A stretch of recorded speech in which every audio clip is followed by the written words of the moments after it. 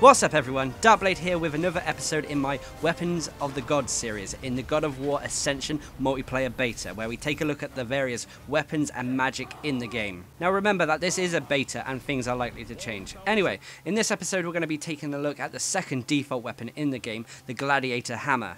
Now like the Gladiator Sword, this is a default weapon, and thus there isn't anything too spectacular about it. It only comes with one benefit, one bonus when using the Gladiator Hammer, and that is it increases your physical power by a small amount. The physical power bonus is actually increased each time you level up the weapon.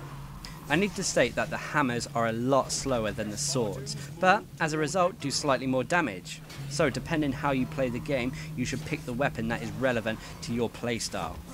Now like all weapons, you'll get unique special moves when using the special quick attack and special heavy attack. That's L1 and square, L1 and triangle. Now the Gladiator Hammer's quick special attack allows the player to lift opponents in the air and follow after them. Basically the player's character does a fiery uppercut with his hammer and then follows upwards after the attack, allowing the player to continue a combo in the air.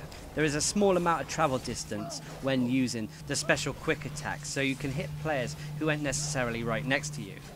However, like the Gladiator Hammer itself, the special abilities are quite slow and sluggish. There is a high chance you will be interrupted before you actually manage to pull off the special quick attack with the Gladiator Hammer, so take this into account when trying to pull off the ability. Also take into account that this ability, even though it looks quite visceral, it can be parried, so be wary of that when using it.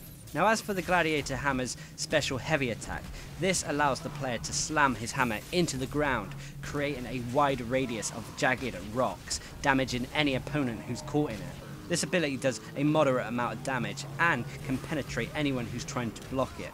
You just have to be a bit cautious because, like the special quick attack, this ability is a bit slow to get going, so it can be interrupted if you're not careful. Now the biggest tip I can give with this ability is because the effect has a wide radius, you can damage players who are not necessarily right next to you. This can be very useful when trying to interrupt someone taking the Spear of Olympus or trying to take one of the capture points. As for aligning yourself to one of the gods, I gotta say, like the Gladiator Sword, I feel that the best god to align yourself with when using the Gladiator Hammer is Ares, as, like I said before, he specializes in physical prowess, and this weapon is all about increasing your physical power.